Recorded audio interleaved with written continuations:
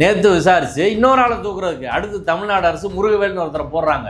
Okay, அவரையும் தூக்கிட்டு நாராயண தேசிய சுவாமியில போடுங்கன்னு அவன் சொல்றான், பார்ப்பன அர்ச்சகர்கள். அதுக்கு இவங்க வந்து அது சம்பந்தம் நாங்கள் திரும்ப விசாரிக்கிறோம்னு சொல்லி 26ஆம் தேதி போட்டிருக்காங்க.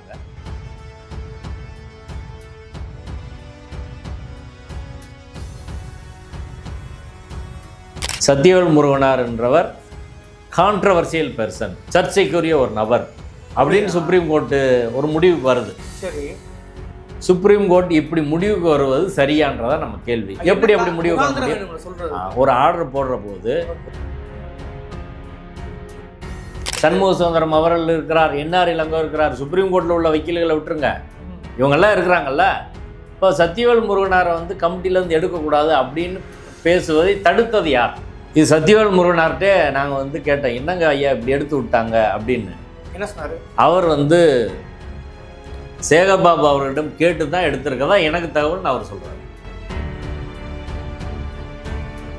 இது சேகர்பாபுவோட முழு சமூகத்தோடு நடந்திருக்குதுன்னா இது என்ன அர்த்தம்? முதல்வர் சொல்கிறாரு சத்தியவேல் முருகனார் போட சொல்லி, முதல்வருக்கு எதிராகவே சேகர்பாபு வேலை செய்கிறாரு அப்படின்னா இது துரோகமா இல்லையான்னு நான் கேட்குறேன்.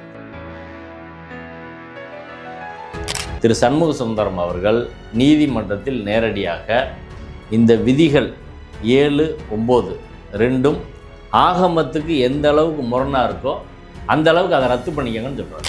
எதனால் ரூலை ரத்து பண்ணுறதுக்கு ஒத்துக்கிட்டாங்க, எதனால் கமிட்டி போடுறதுக்கு ஒத்துக்கிட்டாங்க?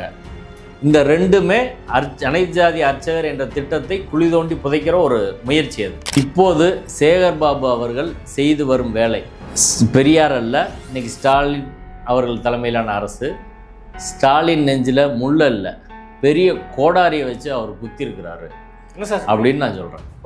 நான் ஆதாரங்களோடு நான் சொல்கிறேன்.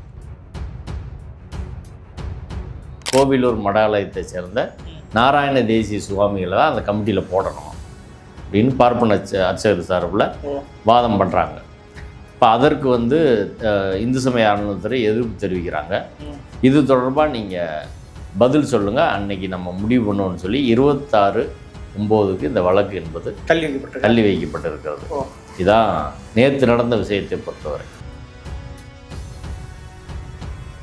அவர்கள் சைவத்தில் நம்பிக்கை கொண்டவங்க, வைணவத்தில் நம்பிக்கை கொண்டவங்க, படிச்சிருக்கவங்கள எல்லா சாதியை சேர்ந்தவங்க நியமிக்கணும். பிஜேபி ஆர்எஸ்எஸ் மறைமுகமாக இதில் வந்து தொடர்ச்சியாக எல்லாரும் இந்துக்கள்ன்றான். ஆனால் எல்லா இந்துக்களும் படித்து கோயில்கள் நாங்கள் வர்றோன்னா வரவிடணும். என்னைக்காவது பிஜேபி ஆர்எஸ்எஸ் இந்த பிரச்சனையை பேசியிருக்காங்களா?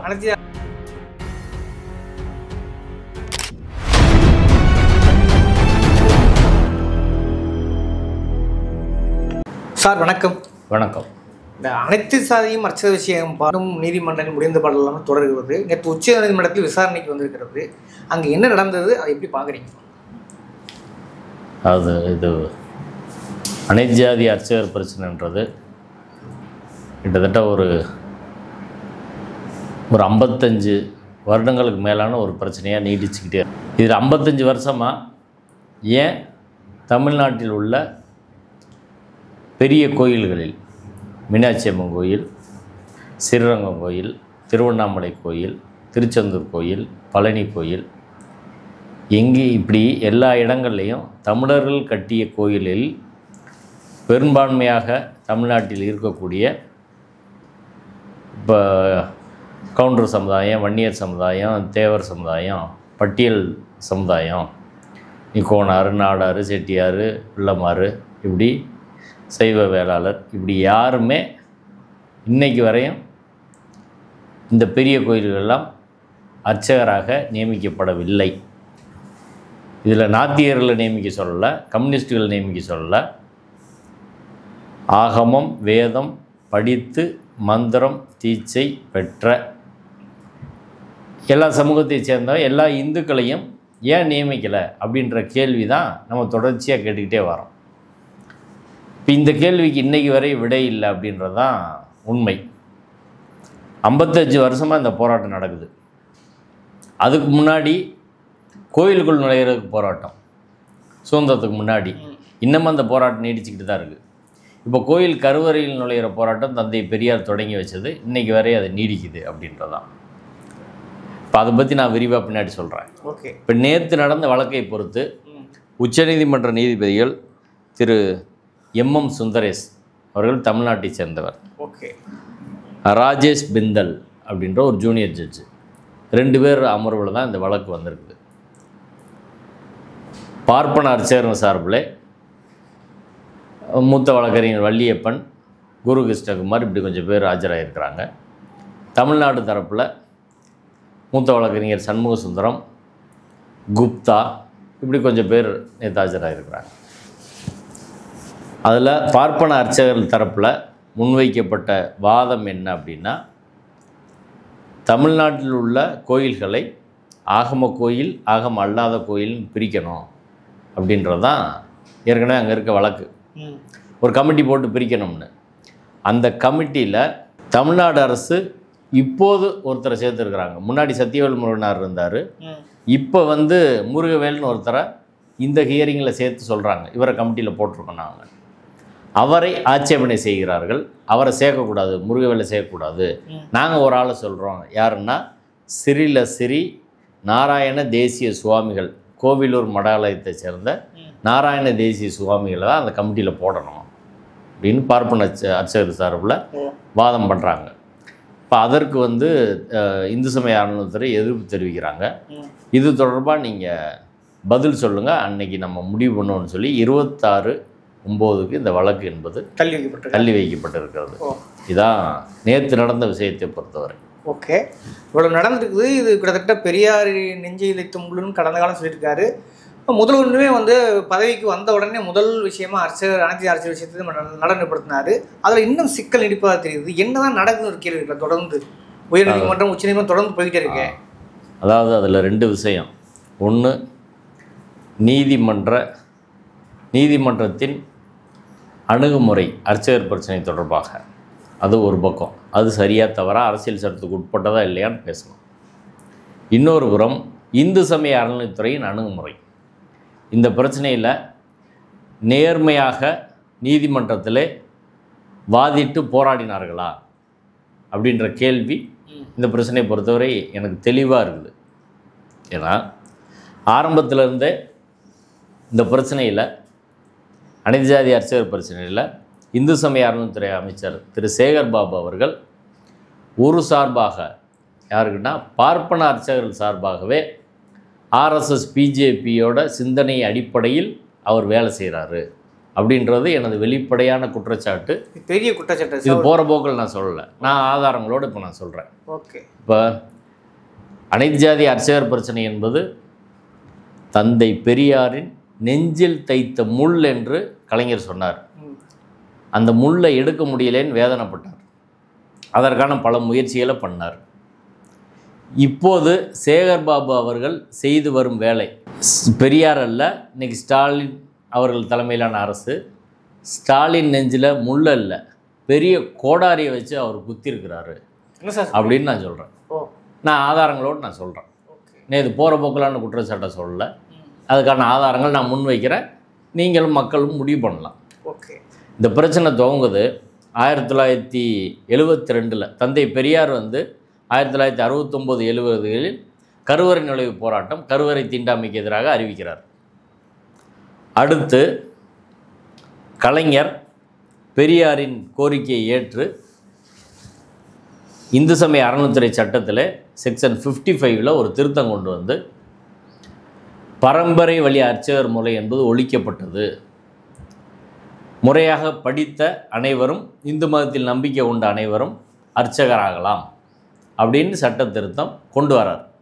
இதை எதிர்த்து சேசம்பாள் என்பவர் உள்ளிட்ட பல்வேறு நபர்கள் உச்சநீதிமன்றத்துக்கு போகிறாங்க.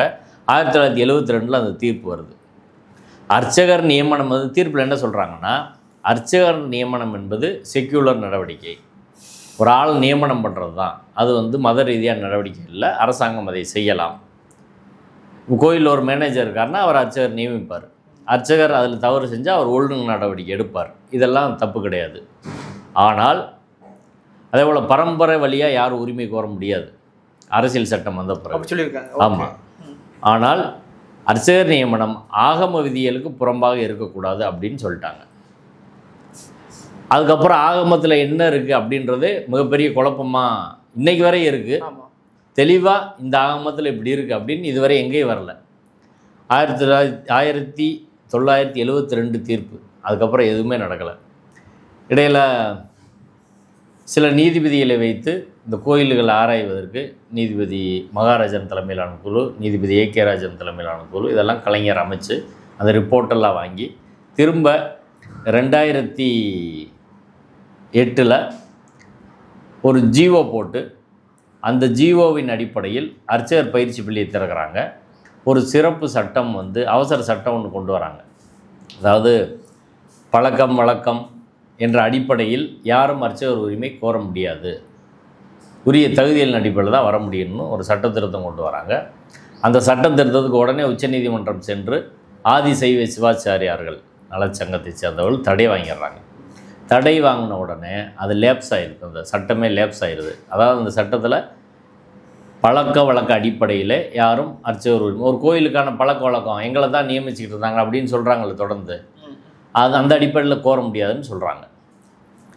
ஜிஓ மட்டும் இருக்குது, சட்டம் வந்து லேப்ஸ் ஆகிடுது. அவசர சட்டம் போட்டு அந்த சட்டத்தை அதுக்கப்புறம் சட்டப்பேரவையில் நிறைவேற்றலை, ஜிஓ மட்டும் இருக்குது. இந்த ஜிஓ செல்லுமா செல்லாதா அப்படின்றத பொறுத்து அந்த வழக்கு இருந்துச்சு. 2008 போடப்பட்ட வழக்கு.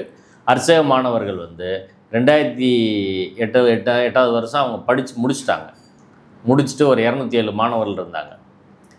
அதற்கு பிறகு அவங்களுக்கான சங்கத்தை வந்து அவங்களுக்கு சர்டிஃபிகேட் கூட தரல. அப்போ அவங்க எங்களை அணுகுனாங்க. நாங்கள் ஒரு சங்கத்தை உருவாக்கி 2009 இப்போ வரை அந்த பிரச்சனையில் போராடிட்டு இருக்கோம். அனைத்து ஜாதி அர்ச்சகர் மாணவர் சங்கம்னு சொல்லி ரங்கநாதன் வந்து அதுக்கு தலைவராக இருந்து வேலை செஞ்சிட்ருக்கார். அதுக்கப்புறம் அந்த வழக்கு என்பது உச்சநீதிமன்றத்தில் 2015 தீர்ப்பு வருது. அந்த தீர்ப்பில் உச்சநீதிமன்றம் என்ன சொல்கிறாங்கன்னா, பிறப்பின் அடிப்படையில் யாரும் உரிமை கோர முடியாது. அதே சமயம் வந்து ஒரு கோயில் மரபுப்படி அப்பாயின்மெண்ட் இருக்குதா அப்படின்றத சேசம்மாள் வழக்கில் சொல்லியிருக்கிறத பின்பற்றணும். அப்படி இருக்குதா இல்லையான்னு அந்தந்த கோயில் அப்பாயின்மெண்ட் போடும்போது வழக்கு போட்டு பார்த்துக்கலான்னு சொல்லி முடிச்சிடுறாங்க. அடுத்து 2020 அதிமுக ஆட்சியில் நடந்த ஒரு நல்ல வேலை எனக்கு தெரிஞ்சாதான். 2020 ஒரு விதிகள் கொண்டு வராங்க. Tamil Nadu Hindu religious institution employees condition of service rules 2020. Tamil Nadu Hindu சமய அறநிலைத்துறை பணியாளர்கள் அவர்கள் பணி எப்படி அவங்கள அப்பாயின்மெண்ட் எப்படி பண்ணுறது, அதுக்கப்புறம் வேலையில் இருக்கும்போது அவங்க எப்படி இருக்கணுன்றது தொடர்பாக எல்லாத்துக்கும் சேர்த்து காம்ப்ரிஹென்சிவாக ஒரு ரூல்ஸ் வந்து 1964 பிறகு அந்த ரூல் எடுத்து 2020 ரூல் வந்து விதிகள் கொண்டு வராங்க. அந்த விதிகளில் 2 விதிகள் வந்து ரொம்ப முக்கியம், 7, 9. 7வது விதி, ஒரு அர்ச்சகராக நியமிக்கப்படுவதற்கான தகுதிகள் என்ன, ஒரு வருஷம் அவர் அர்ச்சகர் படிச்சிருக்கணும், அப்போ ஜூனியர் அர்ச்சகர் நியமிக்க முடியும் அது சொல்லுது. 9 வந்து நேரடியாக அவர்கள் நியமிக்கும் முறை பற்றி பேசுது. சரிங்களா? 2020 இந்த விதிகள் அதிமுக ஆட்சியில் கொண்டு வந்துட்டாங்க. 2021 திமுக ஆட்சி வந்த உடனே ஆகஸ்ட் 14, 2021 அரசு பள்ளியிலேருந்து 28 பேரை ஆகம கோயில் உட்பட திருச்சி வயலூர் முருகன் கோயில் அதேபோல் ஆகமம் இல்லாத கோயில் எல்லா இடத்துலையும் வந்து அர்ச்சகர்களை நியமித்தாங்க. நியமித்து இன்றைக்கி வரை அவங்க வேலை பார்த்துக்கிட்டு இருக்காங்க. இது 2021 நடந்துருச்சு. அதற்கு பிறகு என்ன பண்ணுறாங்கன்னா 2021-22 சென்னை உயர்நீதிமன்றத்தில் ஒரு 26 வழக்கு போடுறாங்க. ஏற்கனவே உள்ள அர்ச்சகர்கள், இந்த ஆதி சைவ சிவாச்சாரியர்கள், ஸ்ரீரங்கம் கோயில் அர்ச்சகர்கள், இனி ஆர்எஸ்எஸ் பிஜேபி சார்ந்தவர்கள், இந்த ரமேஷ் என்றவர், இப்படி அவங்க ஆர்எஸ்எஸ் பிஜேபியிலேருந்து சைவத்துக்கு வைணவத்துக்கெல்லாம் பார்க்குறதுக்கு ஆட்களை பிரித்து விட்ருக்காங்க. அவர்கள் எல்லாரும் சேர்ந்து 26 வழக்கு போடுறாங்க. இந்த வழக்கில் அர்ச்சக மாணவர் சங்கம் ஏற்கனவே இருக்கிற மாணவர் சங்கம்லாம் இம்ப்ளீட் ஆகிறோம். அந்த வழக்கு அப்போது இருந்த தலைமை நீதிபதி திரு பண்டாரி அவர்கள் தலைமையிலான அமர்வில் விசாரணைக்கு வருது. விசாரணைக்கு வரும்போது என்ன சொல்கிறாங்க, அரசாங்க தரப்பில் வந்து ஹெச்ஆர்என்சி எல்லாம் நாங்கள் இம்ப்ளீட் போட்டு போனோம். அர்ச்சகர் மாணவர் சங்கம் ஏற்கனவே உள்ள வேலை பார்க்குற அர்ச்சகர்களெல்லாம் ஹெச்ஆர்என்சிலேருந்தும் போட்டாங்க. ஹெச்ஆர்என்சிலேருந்து எல்லோரும் போடுங்கன்னு சொன்னாங்க. அது மாதிரி பலரும் அதில் இம்ப்ளீட் ஆகி போனதில் அதை நாங்கள் பார்த்துக்குறோம், நீங்கள் யாரும் வந்து பேச வேணாம், நாங்கள் ஆர்கியூ பண்ணிக்கிறோம் அப்படின்னு சொல்லிட்டாங்க. அப்போ நம்ம மனுக்கள்லாம் தள்ளுபடி பண்ணிட்டாங்க. தள்ளுபடி பண்ண பிறகு ஹெச்ஆர்என்சி சார்பில் இந்து சமய அறநிலையத்துறை சார்பில் அன்றைய அட்வொகேட் ஜெனரல் திரு சண்முக சுந்தரம் தான் ஆஜரானார். நேற்று முதல்ல இருக்காரு. ஆமாம், ஓகே. அவர் ஆஜராகி பேசுகிற போது என்ன ஒரு பிரச்சனை ஆயிடுச்சு அப்படின்னா, இந்த விதி 7 ஒரு அர்ச்சகர் நியமனத்துக்கான தகுதி, 9 நேரடியாக எப்படி நியமனம் செய்யணுன்றது, இந்த ரெண்டும் ஆகமத்துக்கு முரணாக இருக்குன்னு அவங்க வாதம் பண்ணுறாங்க. ஆகமப்படி அர்ச்சகர் நியமனத்திற்கு எங்களுக்கு தகுதியை நிர்ணயம் பண்ண முடியாது. நாங்கள் 7-8 வயசுலேயே வேலைக்கு போயிடுறோம். எங்களுக்கு எப்படி நீங்கள் தகுதியை நிர்ணயம் பண்ண முடியும்? அதனால் சின்ன வயசுலேருந்தே நாங்கள் வேலை பார்க்காதனால எங்களுக்கு தகுதி நியமனம் செய்வதற்கு ஹெச்ஆர்என்சிக்கு அரசுக்கு அதிகாரம் கிடையாது. அதனால் அந்த ரூல் செல்லாது அப்படின்றது அவர்களோட கோரிக்கை. அப்பாயின்மெண்ட்டு எங்களை தான் அப்பாயின்மெண்ட் போடணும் ஒழிய வேறு யாரையும் அதில் வந்து போட முடியாது. அடுத்து ஆகம கோயில் ஆகம அல்லாத கோயில் அப்படின்றத பிரித்து அப்பாயின்மெண்ட் போடணும் அப்படின்னு சொல்கிறாங்க அவங்க. இது தமிழ்நாடு அரசு தரப்பில், இந்து சமய அறநிலையத்துறை தரப்பில் இதை எதிர்த்து பேச வேண்டிய இந்து சமய அறநிலையத்துறையும் தமிழ்நாடு அரசும் என்ன செய்கிறாங்கன்னா, திரு சண்முக சுந்தரம் அவர்கள் நீதிமன்றத்தில் நேரடியாக இந்த விதிகள் 7, 9 ரெண்டும் ஆகமத்துக்கு எந்த அளவுக்கு முரணாக இருக்கோ அந்த அளவுக்கு அதை ரத்து பண்ணிக்கங்கன்னு சொல்கிறார். ஆனால் ஆகமம் என்ன சொல்லுது, ஆகமத்தில் என்ன முரணாக இருக்குது அப்படின்ற எந்ததுமே தீர்ப்புலையும் கிடையாது, இவங்களும் சொல்லலை. ஓகே. அடுத்து சண்முக சுந்தரம் அவர்களே ஒரு முன்மொழிவு வைக்கிறார். ஆகம கோயில் ஆகம அல்லாத கோயில்ன்றது பிரிப்பதற்கு ஒரு கமிட்டி போடணும் அப்படின்னு அவரே சொல்கிறார். இது அந்த உத்தரவுலேருந்தே நான் சொல்கிறேன், அதில் உள்ளதே நான் வாசிக்கிறேன். ஓகே. பேரா 21 வந்து learned advocate general hour submitted that தோ எ play has been raised to apply the agamas for appointment of archakas, it is without identification of the temples should have been constructed as per agamas. In view of the above, learned advocate general also submitted that the government would be identifying the temples which were constructed as per agamas. அரசாங்கமே அதை கண்டுபிடிக்கும் அப்படின்னு அவர் சொல்கிறார். It would otherwise make it convenient for the trustees to make appointment of archakas, pujaris as per the agamas. ஆகமப்படி நியமிக்கிறதுக்கு நாங்களே கண்டுபிடிக்கிறோம் அப்படின்னு சொல்லி கவர்மெண்ட்டே கமிட்டி போடுன்னு சொல்கிறாரு. ஆனால் கோர்ட் என்ன சொல்லிடுறாங்கன்னா, கடைசியில் ஒரு கமிட்டி வந்து போட சொல்லிட்டு, we direct the state government to constitute a 5-member committee out of which the chairperson would be Honorable Mr. Justice Sokkalingam. அதாவது அந்த கமிட்டி ஒன்று கவர்மெண்ட் போடணும்னு சொன்ன கோர்ட்டு கூடுதலாக என்ன சொல்கிறாங்கன்னா, நீதிபதி ஓய்வு பெற்ற நீதிபதி திரு சொக்கலிங்கம் அவர்கள் அந்த கமிட்டியோட சேர்மனாக இருக்கணும். அடுத்து 2வது வந்து யாருன்னா Gopalsamy, mister N Gopalsamy, head of the Madras Sanskrit college as one of the member. Chennai சமஸ்கிருத கல்லூரியோட ஹெட்டாக இருக்கக்கூடிய தலைவராக இருக்கக்கூடிய கோபால்சாமி என்பவர் அந்த கமிட்டியில் இருக்கணும். அதுக்கப்புறம் ஒரு மெம்பர் வந்து 2 மெம்பரை அரசாங்கம் சேர்பர்சனை கன்சல்ட் பண்ணி நியமிச்சுக்கலாம். ஹெச்ஆர்என்சியோட கமிஷனர் வந்து அதில் அவர் ஒரு மெம்பராக இருப்பார். 5 பேரில் 2 பேர் கோர்ட்டு சொல்லிடுச்சு, தலைவர் யாருன்னு சொல்லிடுச்சு. இன்னும் 2 பேர் கவர்மெண்ட்டு, ஒருத்தர் வந்து ஹெச்ஆர்என்சியோட கமிஷனர் அப்படின்னு போட்டு இதை கண்டுபிடிக்கணும்னு சொல்லிட்டாங்க. சரி. இதில் இந்த தீர்ப்பு வந்த உடனே நம்ம அதுக்கு எதிர்ப்பு தெரிவித்தோம். இந்த தீர்ப்பு தவறான தீர்ப்பு, அடிப்படையில் தவறு. ஏன்னா இந்த தீர்ப்பின்படி அர்ச்சகர் நியமனத்தை ஹெச்ஆர்என்சியை செய்யவே முடியாது. ரூலை வந்து ரத்து பண்ணிட்டாங்க. அந்த 7-9 ரத்து பண்ணிட்டாங்க. அடுத்து ஆகம கோயில் ஆகம அல்லாத கோயில் அப்படின்னு பிரிக்கிறது, அது 2 விதமாக பிரிக்கிறாங்க. ஒன்று பார்ப்பன அர்ச்சகர்களுக்கான கோயில் ஆகம கோயில், பார்ப்பனர் அல்லாதாருக்கான கோயில் ஆகம அல்லாத கோயில். இன்னொரு வகையாக பிரித்தா பெரிய வருமானம் வரக்கூடிய கோயில் ஆகம கோயில், வருமானம் குறைவாக வரக்கூடிய கோயில் ஆகமம் இல்லாத கோயில். கிட்டத்தட்ட 42,000 கோயில் இருக்குது அப்படின்னா அதில் 10% கோயில் தான் ஆகம கோயில். ஒரு 4,000 கோயில் தான் ஆகம கோயில் இருக்குன்னு வைங்க.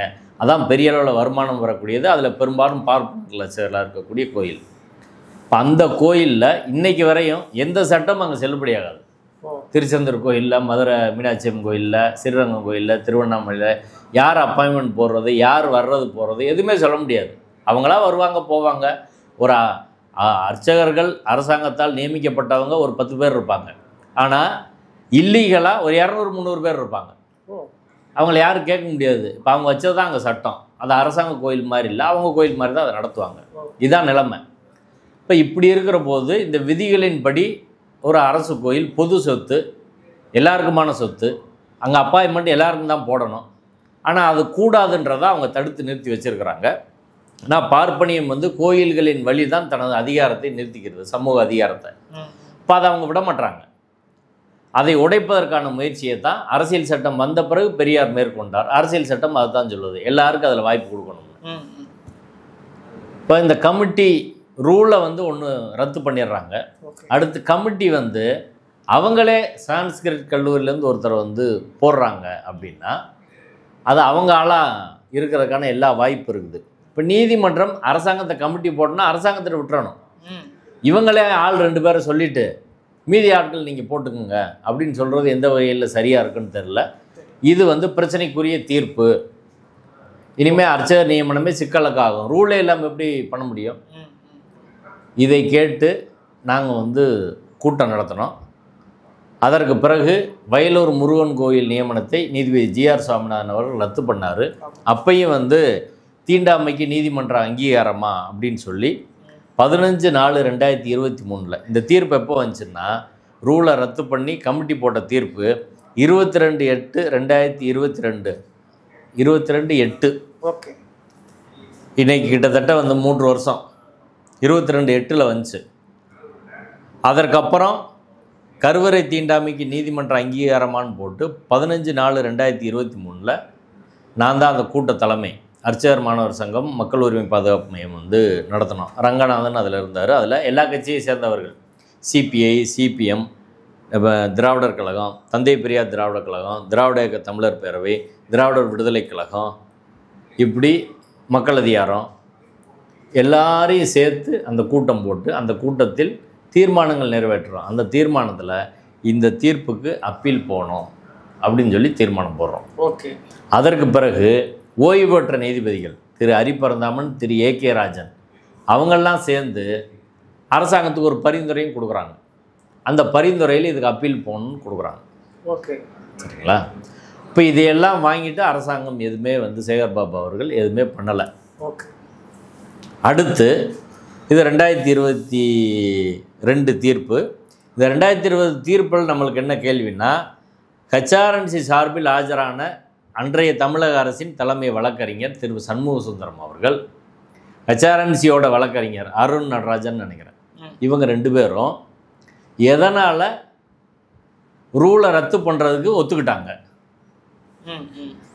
எதனால் கமிட்டி போடுறதுக்கு ஒத்துக்கிட்டாங்க. இந்த 2மே அனைத்து ஜாதி அர்ச்சகர் என்ற திட்டத்தை குழி தோண்டி புதைக்கிற ஒரு முயற்சி. அது சேகர் பாபு சொல்லி தான் அப்படி செஞ்சாங்களா அப்படின்றதுக்கு இன்றைக்கு வரை விளக்கல்ல. ஏன்னா ஹெச்ஆர்என்சி சொல்லாமல் சேகர் பாபுவிடம் கேட்காம ஒரு மிகப்பெரிய பாலிசி விஷயத்தில் அவங்க முடிவெடுக்க முடியாது. இப்போ சேகர் பாபு சொல்லித்தான் செஞ்சாங்க அப்படின்னு நான் வந்து நேரடியாக குற்றம் சாட்டுறேன். அவர் அதுக்கு பதில் சொல்லட்டும். நீதிமன்றத்தில் சரி, நீதிமன்றத்தில் இப்படி ஒரு தவறும் நடந்து போச்சு, தீர்ப்பு வந்து போச்சுன்னு வைங்க, அதுக்கப்புறம் இத்தனை பேர் அப்பீல் போடணும்னு சொல்கிறோம்ல, இன்னைக்கு வரை ஏன் அப்பீல் போடல? இன்னைக்கு வரை அப்பீல் போடலங்க ஹெச்ஆர்என்சி. எத்தனையோ பேர் சொல்லியாச்சு. அப்போ நோக்கம் என்ன? இன்னைக்கு வரை அப்பீல் போடாதோட நோக்கம் இப்போ என்ன பிரச்சனை வருதுன்னா, இப்போ பார்ப்பன அர்ச்சகர்களுக்கு ஆகம கோயிலும் பார்ப்பனர் அல்லாத சூத்திர பஞ்சம கோயிலுக்கு ஆகமம் அல்லாத கோயில் பிரிக்கிறதுக்கான ஒரு முயற்சியை ஆர்எஸ்எஸும் பார்ப்பன அர்ச்சகர்களும் பிஜேபியும் செய்கிறாங்க. அதற்கு சேகர் பாபுவால் நியமிக்கப்படுகிற வழக்கறிஞர்கள் நேரடியாக துணை போகிறாங்களா அப்படின்ற கேள்வி வருமா வராதா சொல்லுங்கள். இன்றைக்கி வரை அப்பீல் போடுறதுக்கு அவர் விளக்கம் சொல்லலை. அடுத்து என்ன நடக்குது அப்படின்னா, சரி அடுத்து அப்பாயின்மெண்ட் போடணும்ல, விதியை ரத்து பண்ணிட்டாங்க, புது விதி கொண்டு வரணும்ல, விதியும் கொண்டு வரல. இன்னைக்கு வரை விதி கொண்டு வரல. இன்னைக்கு வரை அதுக்கப்புறம் 2021க்கு பிறகு இன்னைக்கு கிட்டத்தட்ட ஒரு 478 மாணவர்கள் இன்னைக்கு படிச்சுட்டு இருக்காங்க. அந்த அத்தனை பேருக்கு ஒரு அப்பாயின்மெண்ட்டும் போடல. இதில் நிறைய மாணவர்கள் கிட்டத்தட்ட 150-60 மாணவர்கள் 2008 படித்தவங்க. எத்தனை வருஷமாக அவன் காத்திருக்கான் பாருங்க. அதனால் இப்போ என்ன ஆகுதுன்னா, அர்ச்சகர் பயிற்சி பள்ளி யாரும் சேர மாட்டாங்க. சேர்ந்தா வேலை கிடையாது. படிச்சுட்டு சும்மா இருக்க முடியுமா? படித்ததால் ஒரு வேலைக்கு போகணும்னு நினைப்பான்ல. அப்போ அதையும் இழுத்து மூடுவதற்கான வேலை ரெண்டும் நடக்குது. அர்ச்சகர் பயிற்சி பள்ளியும் ஒரு பக்கம், ஆளே இப்போ சேர வர மாட்டாங்க. ஏன்னா படித்தா வேலை கிடையாது. இப்போ 2021 அப்பாயின்மெண்ட்டு திமுக ஆட்சிக்கு வந்த 100 நாளில் போட்டு இன்னைக்கு தேதி வரை அடுத்த அப்பாயின்மெண்ட் போடாததுக்கான காரணம் என்ன? சேகர்பாபு அவர்கள் விளக்கம் சொல்லணுமா இல்லையா? திமுக அரசு விளக்கம் சொல்லணுமா இல்லையா? இன்றைக்கி வரை கிடையாது. அதுக்கப்புறம் என்ன ஆகுதுன்னா, இவங்க யாரும் அப்பீல் போகல. அவர்களே அந்த வழக்கில் ஒரு மனுதாரராக இருந்த ஸ்ரீரங்கம் கோயில், அதை சார்ந்த கோயில் நலச்சங்கம் அப்படின்னு ஒன்று வச்சுருக்காங்க. அவங்க அப்பீல் போகிறாங்க. ஆதிசைவ சிவாச்சாரியார்கள் அப்பீல் போகிறாங்க. உச்சநீதிமன்றத்தில் அப்பீல் போய் அவங்க என்ன சொல்கிறாங்கன்னா, அவர்களோட கோரிக்கை 2 விஷயம். ஒன்று, அர்ச்சகர் நியமனத்துக்கான விதிகளில் அறங்காவலர் குழு இல்லைன்னா இஓஓ அந்த ஃபிட் பர்சன் ஏசி யார் இருந்தால் அவங்க நியமிக்கலான்னு சொல்லி இருக்குது. ஓகே. இந்த விதியை உயர்நீதிமன்றம் ரத்து செய்யவில்லை. அந்த விதியை ரத்து செய்யணும்னு ஒரு கோரிக்கை வைக்கிறாங்க. ரெண்டாவது, ஒரு கோயிலேருந்து இன்னொரு கோயிலில் டிரான்ஸ்ஃபர் பண்ணுறதுக்கான அதிகாரம் பழைய விதிகளில் ஏடிஎம்கே கொண்டு வந்தது இருக்குது. ஓகே. அந்த அதிகாரத்தை ரத்து செய்யணும்னு போகிறாங்க. இதுக்கு 2க்கு தான் போயிட்டு, மூன்றாவதாக என்ன சுப்ரீம் கோர்ட்டில் கேட்குறாங்கன்னா, சுப்ரீம் கோர்ட்டு ஒரு கமிட்டி போடுங்க, அந்த கமிட்டி தான் ஆகம கோயில் ஆகம அல்லாத கோயில் பிரிக்கணும் அப்படின்னு சொல்லி அவங்க 2023 போயிடுறாங்க. செப்டம்பர் 25, 2023 உச்சநீதிமன்றத்தின் 2 நீதிபதிகள் கொண்ட அமர்வு, அதில் நீதிபதி திரு MM சுந்தரேஸ் அவர்கள் ஜூனியர் ஜட்ஜாக இருக்கிறாங்க. அந்த வழக்கில் என்ன சொல்கிறாங்கன்னா, அர்ச்சகர் நியமனத்துக்கான இப்போதைய நிலை ஸ்டேட்டஸ்க்கோ அப்படியே தொடரணும்னு சொல்லிடுறாங்க. சரிங்களா? அப்போ இருந்து இன்னைய வரையும் அந்த நியமனத்துக்கான தடையை இதுவரை நீக்கவே இல்லை. இப்போ 2023 செப்டம்பர் 25 ஸ்டேங்க. இப்போ நம்ம எந்த வருஷத்தில் இருக்கோம்? 25 லாஸ்ட் வந்துட்டோமே. இப்போ இன்னும் 2 வருஷமாக அதுக்கான எந்த முயற்சியும் எடுத்து பண்ணலை. ஆட்சியே முடிய போகுது. இனி எப்போ அப்பாயின்மெண்ட் போட முடியும்? அதுவும் செய்யலை. ஏன் செய்யலைன்றது இதுவரை விளக்கம் ஒன்றும் கிடையாது. ஓகே, சரிங்களா? இப்போ அடுத்து இடையில் என்ன நடக்குதுன்னா, இந்த ஆகம கோயில்களை கண்டறிவதற்கான ஒரு குழு இருக்குல்ல, ஓய்வு பெற்ற நீதிபதி சொக்கலிங்கம் தலைமையிலான குழு. அந்த குழுவில் ஆகம அறிஞர் சத்தியவேல் முருகனார் அவரை தமிழ்நாடு அரசு நியமிக்கிறாங்க. ஓகே. அந்த கமிட்டியில் இன்னொருத்தர் நியமிக்கிறாங்க. அவர் ரிசைன் பண்ணிட்டு போயிடுறாரு. அவர் நியமித்து கோயிலை கண்டறிவதற்கான முயற்சியை பண்ணுறாங்க. அதுக்கான சில கேள்விகள்லாம் எல்லா கோயிலுக்கு அனுப்புகிறாங்க. எல்லா கோயிலும் போய் பார்க்க முடியாது. ஏன்னா 40,000 கோயிலுக்கு மேலே இருக்குது. அதுக்கும் சென்னை உயர்நீதிமன்றத்தில் போட்டு ஸ்டே வாங்குறாங்க. இப்போ அவரை ஃபங்க்ஷன் பண்ண விட மாட்டுறாங்க. அடுத்து உச்சநீதிமன்றத்தில் இந்த வழக்கு வருகிறது. வழக்கு வர்றப்ப 14/5/2025 மீண்டும் இந்த வழக்கு வரும்போது நீதிபதி திரு சுந்தரேஸ் அவர்கள், தமிழ்நாட்டிலேருந்து போன நீதிபதி தான், அவர் சீனியர் ஜட்ஜாக இருந்தார். கூட ராஜேஷ் என்ற ஒரு நீதிபதி அவர்கள் உடன் இருக்கிறார். அப்போ வரும்போது பார்ப்பன அர்ச்சகர் தரப்பில் என்ன சொல்கிறாங்கன்னா, சத்தியவேல் முருகனார் அவரை இந்த கமிட்டிலேருந்து தூக்கணும் அப்படின்னு சொல்லி டார்கெட் பண்ணி பண்ணுறாங்க. சத்தியவேல் முருகனாரை பற்றி நம்ம எல்லாருக்கும் தெரியும். அவர் ஆகம அறிஞராச்சு. அவர் ஆகம அறிஞர், நடுநிலை தவறாதவர். அவர் உண்மையான முருக பக்தர், நேர்மையாக நடக்கக்கூடியவர். இப்போ என்ன பிரச்சனைன்னா, இவங்க இந்த சத்தியவேல் முருகனார் அவர்கள் அந்த கமிட்டியில் இருக்குது.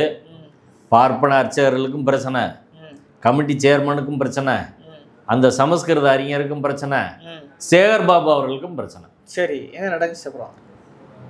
அப்போ ஒரு கரெக்டான ஆள் இருந்தால் மீறி பண்ண முடியாது. இன்றைக்கி தமிழ்நாட்டில் நீங்கள் கோயில்களை போய் ஆய்வு பண்ணுன்னா எந்த கோயில் ஆகம அடிப்படையில் இருக்காது. ஏன்னா காலங்காலமாக மாறி மாறி வந்திருக்குது. அப்போ எந்த கோயில் ஆகம கோயில் இல்லைன்னு தான் சொல்ல முடியும். இதான் நிலைமை. அப்படி சொன்னால் அவங்களுக்கு பிரச்சனையாயிரும்.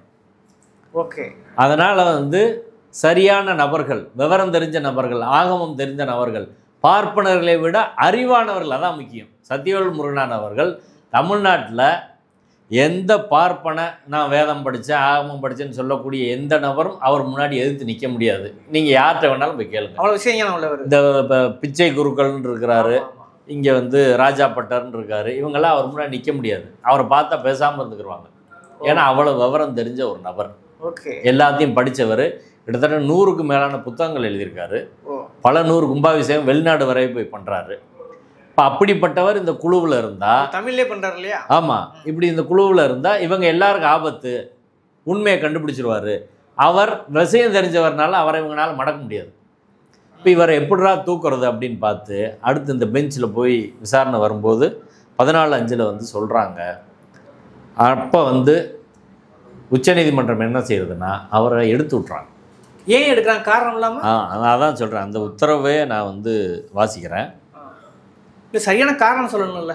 ஆமாம், அதான் சொல்கிறேன். இதில் நான் ஏற்கனவே சொன்னேன் பாருங்கள், நீதிமன்றம் ஒரு அர்ச்சகர் நியமனத்தில் தொடர்ச்சியான ஒரு தடையாக இருக்குதுன்னு நான் சொன்னேன். அது அன்னைக்கு இருந்து இன்னைக்கு வரை அது ஒரு சிக்கலாக தான் இருக்குது. இந்த பிரச்சனையை அரசியல் சட்ட கண்ணோட்டத்தில் வந்து நீதிமன்றம் அணுகிறது இல்லை.